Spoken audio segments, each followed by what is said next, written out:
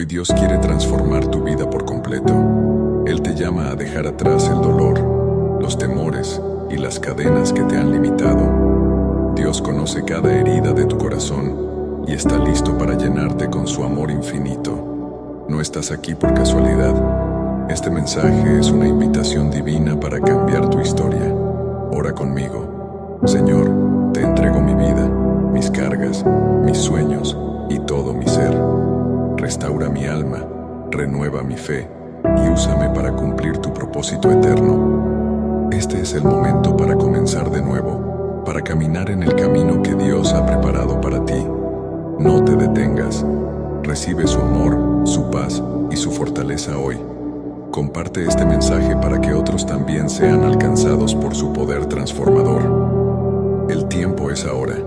Dios está esperando con brazos abiertos para escribir una nueva historia contigo.